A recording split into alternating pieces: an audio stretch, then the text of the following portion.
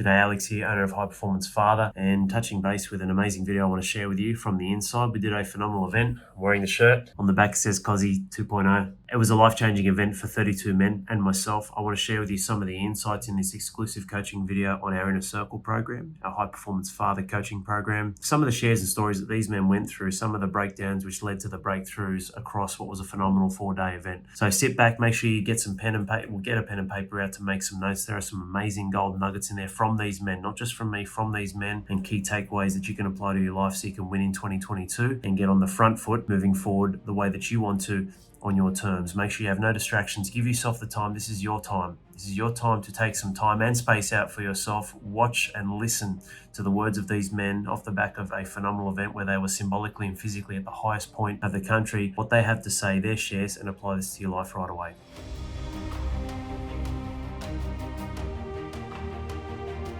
Now, I know that camera's a little bit deceiving, but you absolutely look taller on camera than in real person, in real life. I thought it'd be the other way around, but you look taller now than when I saw you. I'm just kidding. Sorry, who else is Ken? Thanks. Amesbury and Ken. I think that's about it. The rest of our members are 5'10 plus. Look, 5'4 plus. Amesbury, was there any attempt at self-sabotage? It's quite interesting, the bus, right? Sitting on the left, sitting on the right. Am I going to go from the base? Am I going from the chairlifts? And was there an attempt to self-sabotage? Or what was that? Maybe it wasn't an attempt to, but physically, but mentally, was that there? What did that look like with yourself, Shauno, Matty Sononge? I think, definitely. I mean, if Sean and Matty want to jump in at any time too, but there was definitely that self-sabotage beforehand, Al. I think I convinced a couple of guys actually to go up on the chairlift because I was going up on the chairlift and I stayed up the night before to probably midnight researching the mountain and looking at comments by people, TripAdvisor, this person found it hard, go to the chairlift, what's the track ranking? And it was hard. So I said, there's no way. Matt and I were in a room together and, we were going to go from the bottom, and by the morning we had 40 reasons to not go, to go on the chairlift. We were charged up the night before. There was no way we weren't going that night before. That's right. We were not going. I was self-sabotaging all weekend, I reckon. I reckon I asked everyone, what do you reckon I should do? Blah, blah, blah. But yeah, I did a lot of self-sabotaging to start with. Yeah, we all did. And we got on the bus and I think Matt said it when we're up there on the Sunday charge up, seeing the guys on the right going, look, those guys are just going to do it. We're on the left and we'll do a chairlift. We're happy with that. And we've all got our own reasons why we wanted to do the chairlift or not, or push ourselves or not. And maybe the guys on the other side were looking at us going, shit, we should jump over the other side as well. So who knows? But I think Matt summed it up really well. But the amount of MEPs that we took to actually make the decision was more than actually walking up the hill. And that's what I've taken away from the whole experience. And, even just being back for this week, I was sad. I missed the environment that we're in. It was such an awesome environment. I definitely was on a high and it started coming back. My body was a bit sore and it got a bit sore as the days got on because I was on such a high from being up there around the guys. We were all, you could talk to anyone, even walking up the mountain. You probably had groups of people that you were talking to. I was talking to Snowman for a bit, talking to you, Al, talking to Drew, just talking to everybody. And you could talk about anything and everyone wanted to help you. I think I talked to Killers one night just very briefly about, I want to run quicker. We ended up having a 3-hour conversation about it with Swifty as well.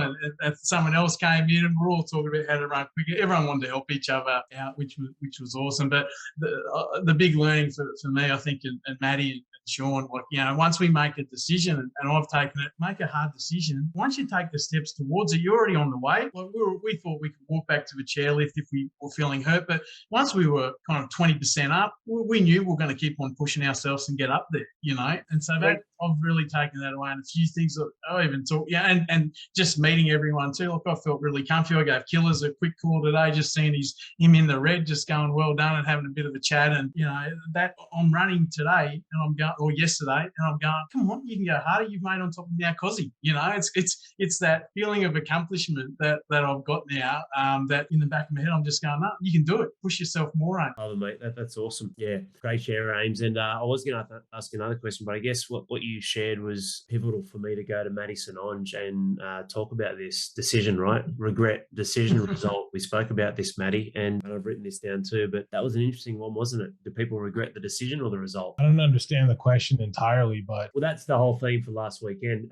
For those who didn't make it, I just used to put Matt on the spot probably every 10 to 15 minutes with intervals with random questions. No. The question is not what do people regret more, the decision or the result. That was the breakthrough we had when we had that mini break. When you asked Sean McDonald, do you regret? And then when we workshopped it, exactly what Avery said. It's like the hardest part was actually the decision, wasn't it? Yeah. Like there was a small group of us that hit that little scenic thing. And I've got little snapshots of that whole day, like tattooed in my brain. And one was like I said, what I was talking about when we got there, and that sort of epiphany we all had about, and Amesbury already touched on it as well. And Sean's touched on it as well. Like the absolute most pain that we had the entire time was deciding to do it. It's hard to put into words, but I think everybody's sort of been there at one point or another. And I was talking to you afterwards as well. Like I've been struggling with what it means to be a leader and leadership and things like that for years, because I want to run my own businesses and do these things and decision making and all that stuff. And I've always, like, in the last few years, I've been like, okay, well, I want to get to these hard crossroad things where two things look like they're hard and they're difficult to do, and they look like they're possibly both going to go to shit, but I have to choose one. And I'm like, well, am I going to be able to make that decision when it happens? And am I going to be shit at it? And am I going to regret and stuff like that? And that day was something that fixed my brain more than anything else that could have, like me just thinking about stuff and trying to work it out on my own. That entire day from the bus to the top of the mountain, I couldn't count the amount of lessons I learned from it, but that was a big one. Another one was like specifically with Sean and Ames, like they were my focal for going up there. And they were in learning that lesson. Like I learned that sometimes, like, you don't necessarily, I guess, need someone physically pushing you, but having them there and helping me along and encouraging and actually being able to be part of their experience and helping them along in the same way was part of what made that decision making and lesson even more impactful for me. Like if I were just to like my grandfather used to say, like, because I never had a grandmother, right? And so probably for the last 50 years, my grandfather's living alone. And one of the things he always says, I'm sitting here watching TV and something funny happens and I'm just sitting there laughing by myself. So he was talking about like being alone. So if I were just to go to Mount Kosciuszko and walk up on my own and struggle and accomplish it on my own, it would mean almost nothing, because they couldn't, like, no one else would be there to experience with me. Like I go home and like, hey, I did that. Like, yeah, cool. So, I haven't stopped learning lessons from that day. They just keep hitting me. And the fact that like there were a few people there physically doing it with me, and then people on the top that I wanted to see, and then people that night that weren't physically walking up with me the whole time, and then there were people walking back with me. I don't want to talk about me. I think a lot of people felt the same thing. I know specifically some people did. Yeah, it was just, for me, it was I don't have a lot of like magical moments that I get all in one day. Like a lot of stuff you build up over time, but that was a pretty incredible day for me. Yeah, same, Matt. Same. Yeah, you two are going to be part of my life pretty much like forever. Honestly, like I'll be thinking when I mean, not even just like I'll be giving you guys calls every once in a while to make sure you guys are okay and catching up and stuff like that. But like, even if I'm on my own and I have to make a hard decision, like you two specifically are going to be someone I draw on for those things, like, because you were there. And there's other people too, like Drew was there and Alex was there, but like right from the start, the decision-making part, and basically there was a moment too where I was basically naked in my bed and Amesbury was standing next to me just talking to me. And at first I thought it was weird, but then it wasn't weird for a reason. I had my blankets and stuff on. He wasn't looking at my wang, but you know what I'm saying? It, because the whole experience, I didn't feel uncomfortable. Yes. Yes. Great good insights there too, Matty, and I appreciate Ames and Sean as well. And it's so true. Like, one of the most powerful things that we can invest in, fellas, is perspective. But no matter how many perspectives you have, you can only really focus and adopt one at any given time. But that doesn't mean you can't be reciprocal to many. And when you have that many around you, you have with great intentions and driving towards ownership over the decision and the result, you have amazing opportunity. You have so many different perspectives. That's Mark, you gave me plenty of perspectives on the chairlift down. It was very powerful, the session that we had and held together. So when we're looking at this, fellas, and what Matty and Ames and Sean shared, there are a couple of key points. And one thing, unfortunately, when people aren't aware and they lack awareness of perspective, they lack awareness of the source of where things come from, is this ends up being the outcome. Here's the result, I regret the result. And this was the to and fro we had. This is what I originally said. That's what I thought was the answer. I'm like, well, as you dive deeper inside of yourself, you actually recognize that result is always a byproduct of the decision. And that's where you can have complete ownership. And here's the hard part, like Maddie was saying, when you have two options. And this has happened plenty of times for me. I don't know about you. It's like, okay, what's the choice? What is the decision? They're both bad. That's right.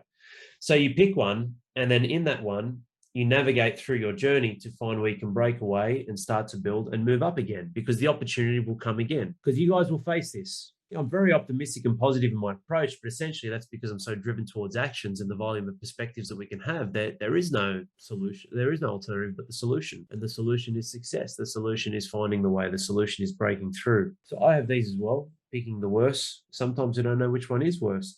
But if you pick one and follow through, you might only follow through to this point, and then you start to deviate. And this no longer has to be your reality. And then you start to pick yourself up. This was me for 10 years with the gym. That was 5 years too long. Too long. That's why everything broke down inside of my life. I didn't even realize I settled. Why? Because I still thought I was the man with biceps, and I was the gun athlete, and everything was going okay, and the rest of my life was just falling apart. Chronic pattern.